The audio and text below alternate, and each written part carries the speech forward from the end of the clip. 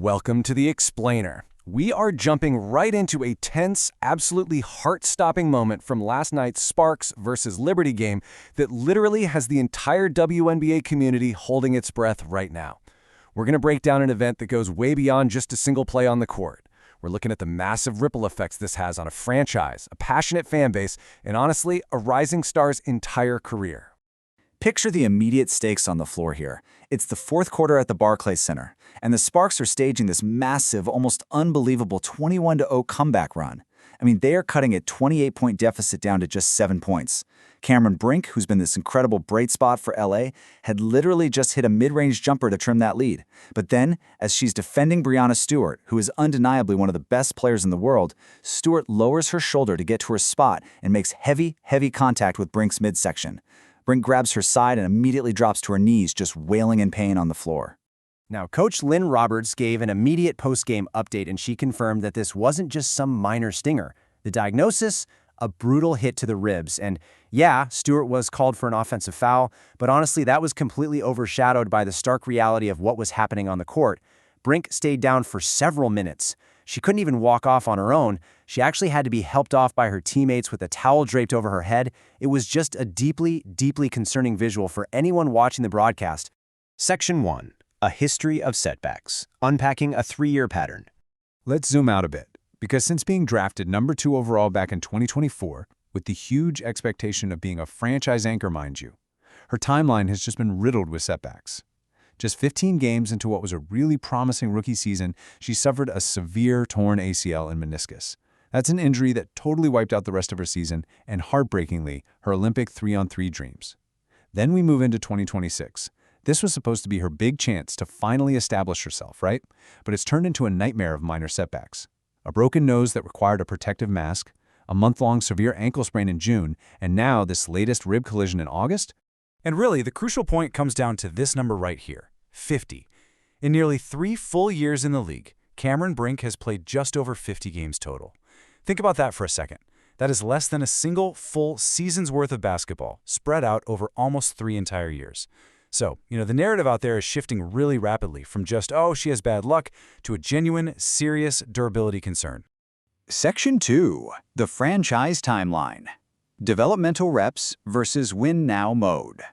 So here's where things get really complicated. The Sparks are structured to win right now. They are heavily invested in established superstar veterans like Nika Ogwumike and Dearica Hamby. Because they are in this intense win-now mode, the franchise simply doesn't have the luxury of time. They can't just wait around for a young player to slowly develop through trial and error over multiple years. I mean, to reach her incredibly high ceiling, Brink desperately needs on-court reps to learn the pace and the sheer physicality of the pro game. But getting those vital developmental reps, it's absolutely impossible when you're constantly sitting on the bench in street clothes. And what makes her absences so incredibly painful for the franchise is simply what she can do when she's actually on the floor. Just a week ago, in a massive upset over the Minnesota Lynx, she posted 12 points, 8 rebounds, 5 assists, and 3 blocks. When she is healthy, she is already proving that she's an elite, star-level defensive player. She can stuff the stat sheet and just completely change the entire dynamic of a game. So we're really looking at an agonizing reality right now. On one hand, you have the what is, this constant physical fragility, the mounting injuries, and all that frustrating time spent in street clothes. But then on the other hand, you have the what if. And the what if is her sheer potential to be a true franchise anchor, an elite defensive blocker, and quite literally a generational star. Right now, that massive glaring gap between the what is and the what if is really becoming the dominant headline of her career. Section 3. Fan fears and future. The psychological toll. This persistent gap we just talked about has led to some really intense anxiety among the fan base. Take a look at this specific fan reaction, comparing her to Greg Oden.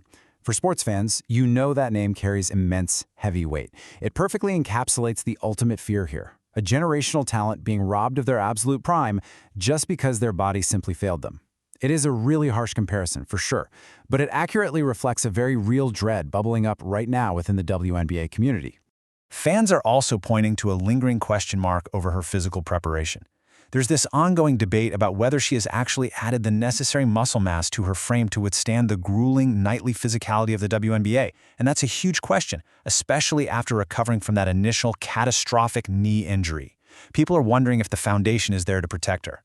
But beyond just the physical recovery from what could be a severe rib contusion or a bone bruise, analysts note a massive, often totally overlooked factor, and that's the psychological toll. I mean, imagine being in her shoes for a second. She now has to constantly anticipate when the next hit is coming. As commentators have pointed out, it's incredibly tough to watch a player repeatedly get injured in ways like a routine drive to the basket or a mid-court collision that just don't feel entirely preventable.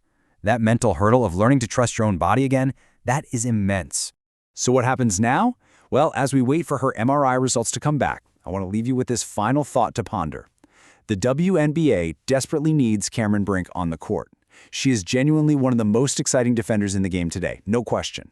But when you look at her history, the franchise's strict timeline, and the mounting physical and mental toll, is this latest injury just a really frustrating speed bump on our way to greatness? Or are we looking at a permanent roadblock for a star whose comeback is proving just a bit too fragile to sustain?